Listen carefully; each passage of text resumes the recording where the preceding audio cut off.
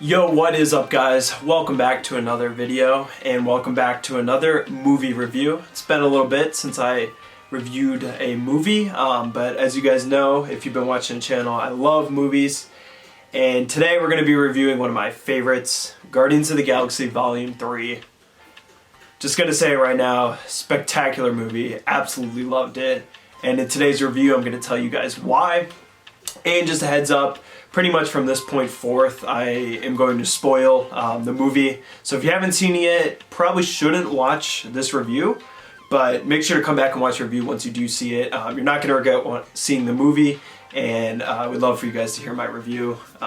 But for me, it's kind of hard to review a movie without spoiling it, and it kind of makes it pointless. So I think one of the first things I should say is Marvel has been struggling. I'm not one of those people where I've been saying Marvel's done, the MCU is over. People definitely overreact, and I still have faith that they'll be able to turn things around. But overall, this new phase after Endgame wasn't the best. There definitely was some movies I really enjoyed, and I think some were overhated for no reason. But a lot of the complaints were definitely warranted, and it's not Marvel at its best. But I will say this, Guardians of the Galaxy felt like old Marvel, and not just like old Marvel, but the best of Marvel. It's definitely up there in my top 5 MCU movies. I don't want my recency bias to kind of affect what I think about the movie. Maybe give it some time before I rewatch it again, but compared to the ones I've seen every Marvel movie, and it's definitely up there. It's really high up. It's just a great movie, and I really loved it. But like I said, I really do think Marvel is steering it around. Their next project could be just as bad. They may not have learned from their mistake. This might have been a fluke, but I am hopeful that they're able to kind of continue on this good track. So generally, I am definitely a little more lenient on my ratings for the MCU movies. Obviously, they're not the peak of cinema. Not every movie is amazing, but generally, I do love most of the movies. And the Guardians movies, the trilogy, honestly, was really good. The first and second one, I mean, the first one was probably the best. Though honestly, this third one might take over. I'd have to watch 1 and 2 again. But the first one, just they were so new. That whole group of characters was brand new. And it just worked so well. And the music in the first one is amazing. The music in the second one's amazing. And the music in the third one's really good as well. I didn't know a lot of the songs in this third one, but I'm sure they'll grow on me. And in the movie, they felt really right.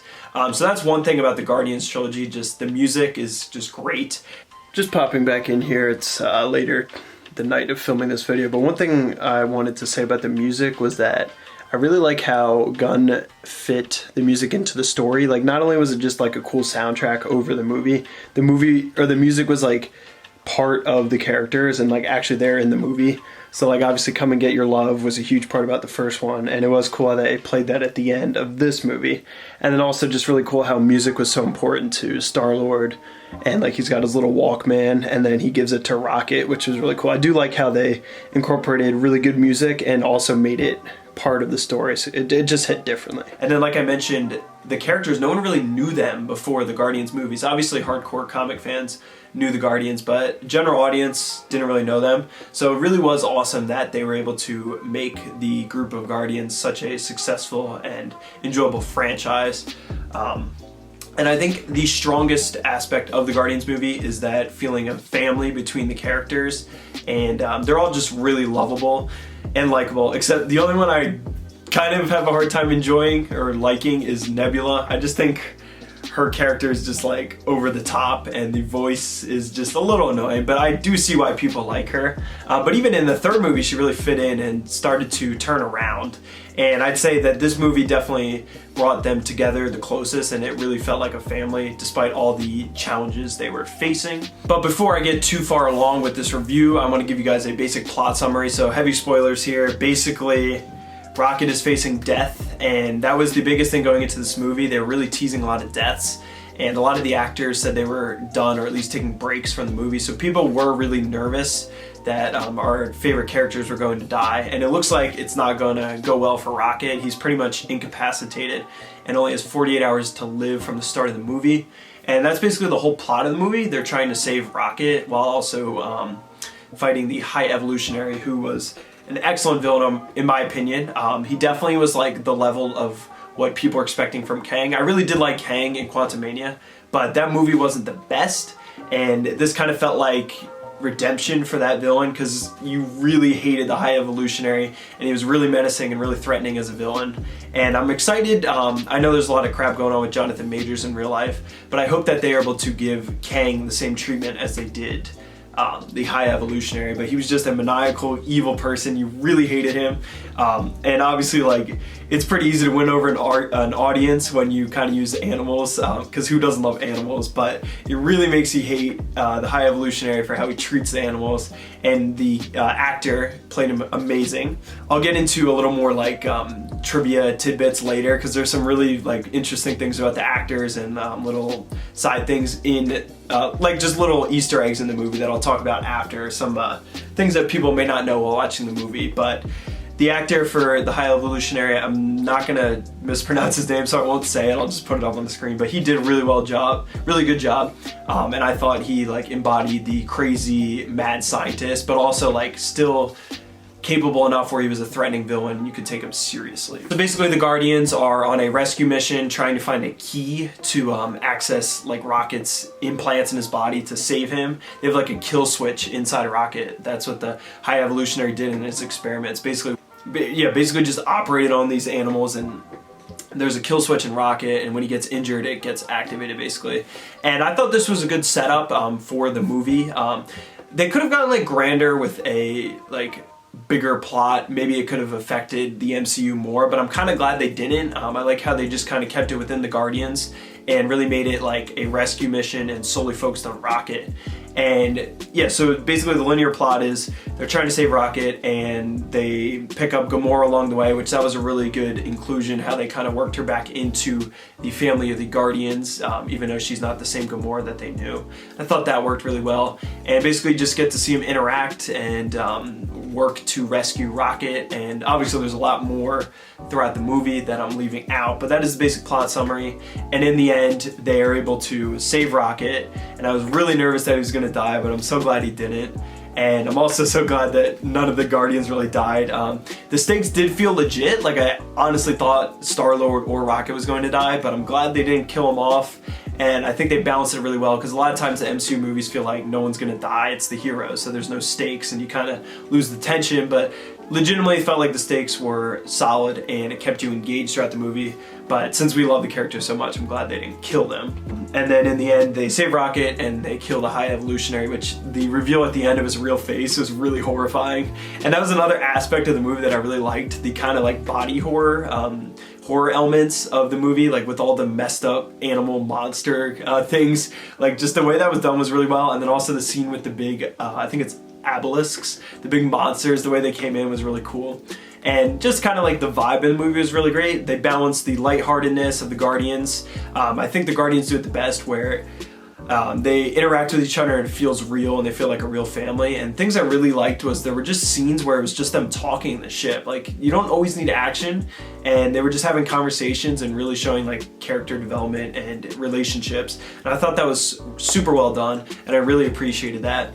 And then yeah, like I said, lightheartedness, but balanced perfectly with like heartwarming, emotional moments. I mean, I'm not gonna lie, there was a lot of times in this movie where I was crying, and it was really sad, but sad in a good way, where it like really pulled on your heartstrings. I mean, obviously all the experimenting on the animals was horrible and really sad. And like anyway, I mean, even people who don't own pets like can feel sympathy for animals. So that was really well done. And just like seeing Rocket's backstory, finally seeing it in the movie, was really sad and really emotional, and I really liked how they handled that. Instead of just doing like one backstory scene at the beginning of the movie, they kind of sprinkled his memories throughout. As he was like unconscious, he was picturing all of his past memories, and that was a really great way of telling the story, like kind of going between present and past and moving the plot along while still giving us really good context. And just yeah, that entire backstory background for Rocket was perfect, and it was just really sad. And I was really hoping he wasn't gonna die, and you really feel for him and what he's been through. And his friends were like the cutest, the little otter and the bunny and the walrus. That whole scene was awesome, them giving each other names.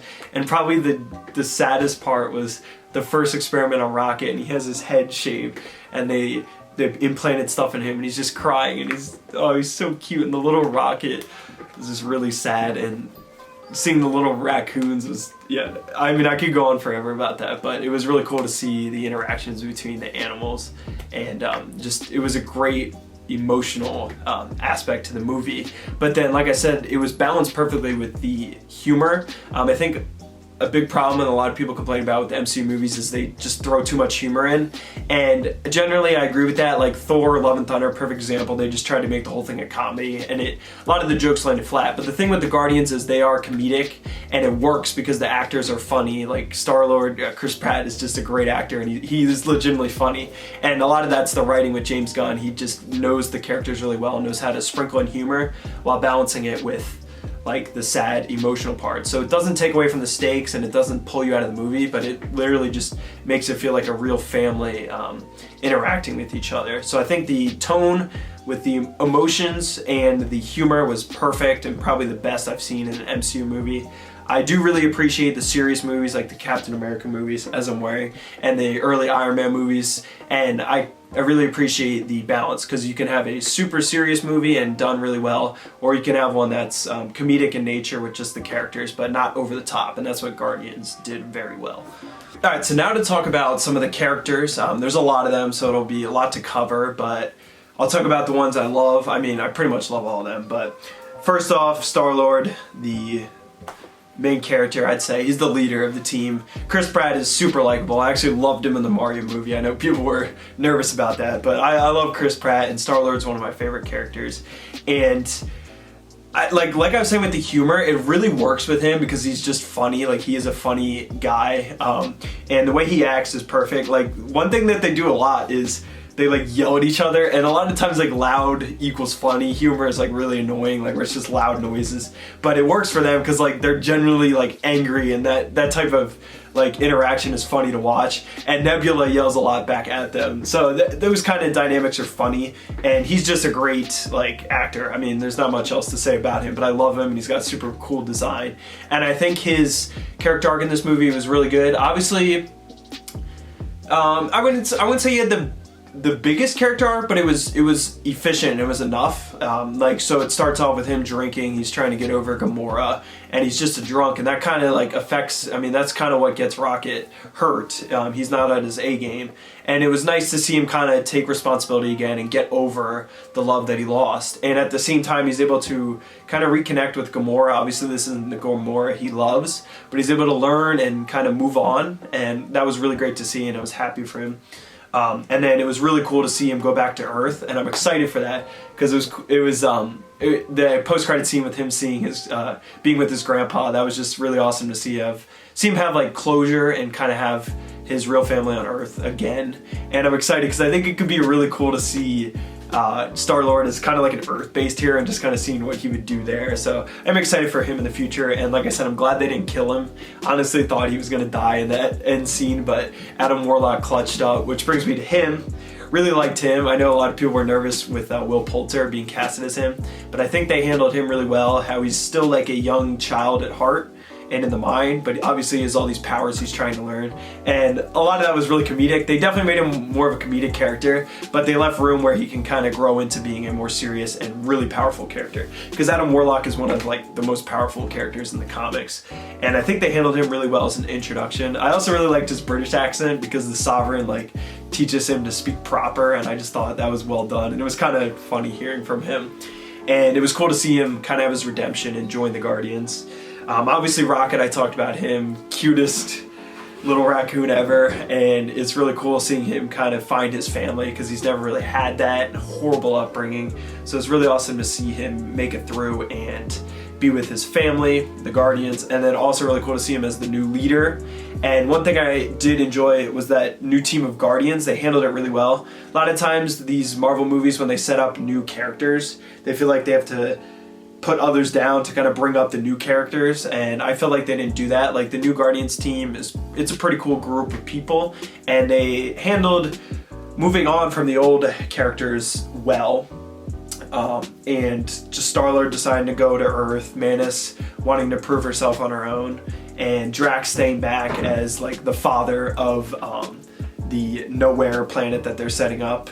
And I just thought they respected the characters really well and moved forward in a smooth, natural way. So just a few other characters I'll touch on. Drax, I know a lot of people have complained. He's supposed to be this violent killer who, I think he kills Thanos on his own in the comics. So he's definitely a little underpowered in this universe in the MCU, and a lot of people had complaints that he was just a comedic relief, and he still is in this movie, but they kind of give him more character development and show him as a caring, loving person.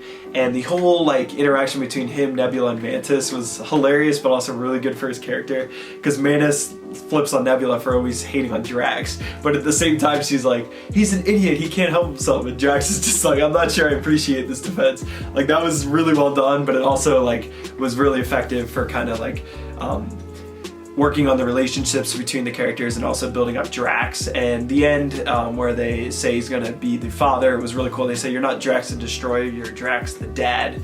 And I think that worked really well. And it's kind of a bittersweet send-off because Dave Bautista, the actor for Drax, has said he wants to move on and do more serious roles. But I hope they do kind of bring him back in years down the line. I'm sure Bautista will want some money again, so I'm sure he's not completely against doing the role. But I think they gave him some good character development. Another quick one was Gamora. Obviously, she's back to her default Gamora, where she's kind of an angry person. But she, over the course of the movie, learns to kind of love the Guardians again. And it was cool to see her still have her family with the Ravagers, but also get closer to the Guardians. Like I said with Nebula, she's not my favorite character, but she definitely had a lot of growth, and seeing her, because she was the one that hated the Guardians the most, seeing her really come into the family of the Guardians was really good to see. Some other characters, let me think, who else was there? I thought Mantis was really done well. She's very powerful, and they did a good job of displaying that. And yeah, that's pretty much the main characters. Oh, then Groot, I can't forget him. So I didn't realize this, but the Groot from Guardians 2 and on, obviously the first Groot dies in the first movie, that's technically his son, so this Groot is a different Groot. And it was funny because Vin Diesel voices Groot and you couldn't really tell, but in this movie it really sounded like Vin Diesel for the first time, and it's hilarious because all he says is I am Groot, so he's getting paid millions just to say that. But I thought Groot was pretty cool. He's always really powerful, and then also seeing him at the end in the post-credit with his massive form, and then also I like how they told him to go kaiju, the big monster form to scare the people. I thought he was really done well. He's just got cool powers, and he's kind of the heart of the team. So having him there, no complaints about Groot. And then one other character I forgot to mention, Cosmo the space dog. Loved this character. The voice for the dog was really cute. And in the comics, Cosmo was a male dog, but they made her a female in the movie. And this was done really well because Cosmo is a dog that was sent to space by the Russians in 1960s or whatever. And Gunn said he wanted to make the dog a female because the real dog that was sent up to space and died in real life was a female dog. So that was a cool little Easter egg and paying homage to the real Cosmo in real life. And I just thought this character was really awesome. Loved the voice, really cute. And also it was hilarious seeing a dog, a talking dog, have such an important role, because Cosmo basically kept the planet, saved them all at the end, because they were trying to get all the animals and people off the ship from the High Evolutionary onto Nowhere, their planet, and Cosmo basically did the entire work by keeping them together. So it was really cool to see a dog super powerful, and I'm excited to see what they do with Cosmo later on, because obviously it's a cute character but also really powerful. And then like I said, I'll kind of get into little tidbits, trivia, Easter eggs about the movie. So James Gunn directed this movie, and big news about James Gunn is he's taking over DC Studios for the next 10 years. He's got a 10-year plan. So this is his last Guardians movie. I really hope it's not his last Marvel movie. I hope after he gets DC off the ground, he comes back and does a movie. But it definitely was bittersweet, but it was a good ending. It felt natural, and it was a really heartfelt send-off from Gunn and the Guardians team. But the nice thing is the Guardians aren't done. There's a whole new team. Well, there's a new team, but it's not all new characters. You got Sean Gunn, which, here's a tidbit, the guy that takes over the Arrow, I forget his, Kraglin, he takes over Yondu's Arrow. That's actually James Gunn's brother in real life. And you'll notice that Gunn casts a lot of his family and friends and the same characters in all his movies. So the blonde girl on the planet or not the planet, but the ship where the Guardians infiltrate to get the key. She's actually Gunn's wife in real life, the blonde girl. Her name is, what is her name? I forget. I'll put it in. But so Gunn has casted her in the Guardians movie, and then he also had her in Peacemaker, which he directed. That's a DC movie. And then the main villain, the guy that plays High Evolutionary, was also the main villain in Peacemaker, and it's kind of like a common trend. Gunn always keeps his same actors, and he's talked about having a lot of the Guardians actors kind of fill roles in his new DC studio. So I'm excited for that. Some people have complaints that he's like showing favoritism, but after seeing Guardians and Peacemaker was amazing, and then the Suicide Squad from 2021 was also amazing, I'm really hopeful for Gunn. I think he can do a great job. I will miss Cavill and Affleck, but I'm hopeful that they're able to reboot and kind of bring DC up to the level that it should be, because honestly, I think DC has better characters and comic characters, but they just haven't been able to get it together in the movies. The MCU has just been way more successful and way more cohesive. So I'm really hoping Gunn is able to pull that together, and I think based off this movie and his past work, he's going to do a good job. And one other quick tidbit that I forgot to mention was the voice actress for Lila the Otter, I think she's an otter, is actually the same actress that is Hawkeye's wife in the MCU, so it's kind of cool seeing her play two characters in the same universe. And that same actress was also Velma in the early 2000s Scooby-Doo live action movies, which James Gunn also directed. So he always reuses his actors, and it's kind of cool to see him come back up like that. I'm sure I could talk about this movie for hours, and I'm sure I'm missing stuff that I'm gonna wish I said in the video after I'm editing, but I mean, honestly, I only have good things to say about this movie. If you haven't seen it yet, you should really go see it. I don't know why you're watching this video if you haven't seen it yet, but it does not disappoint. Like I said, I haven't hated all of the new movies in, what are you in, phase 4 or phase 5? So Ant-Man and Guardians 3 is part of phase 5, and like I said, phase 4 wasn't perfect. It wasn't as good as Marvel has been, but there were still parts I really loved. Like just things I can name off the top of my head. Like Moon Knight was really good. Obviously wasn't exactly like the comics, but I still really liked that show. Hawkeye, really loved that one, just the whole Christmas vibe, and I was a big fan of the shows. WandaVision was the first one, so that's really nostalgic to me. The movies I think were the weaker part, but even then, the movies were still solid. No Way Home, I mean, it was all nostalgia, but it was also a great movie and super successful. Loved that. Shang-Chi was really good too. I know people weren't huge fans, but it did well, and I enjoyed it. Eternals, I totally get why people didn't like it, and I'm sure I'm missing some movies. Black Panther 2 was really good.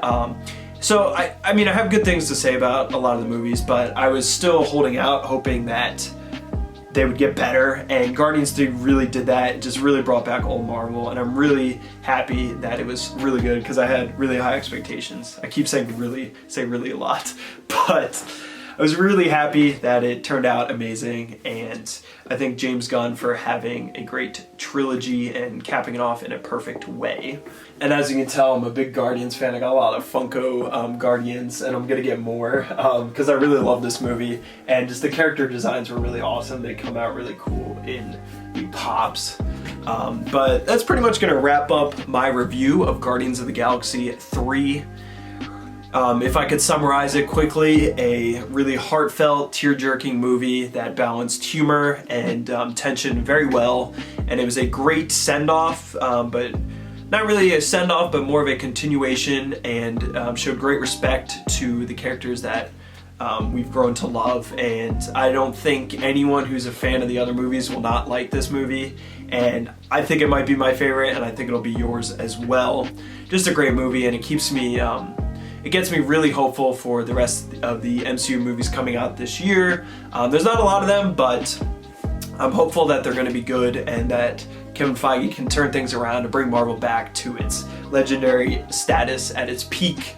And yeah, really love the movie. Hope you guys did as well.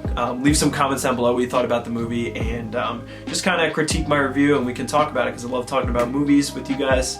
And if you did enjoy, drop a like on the video.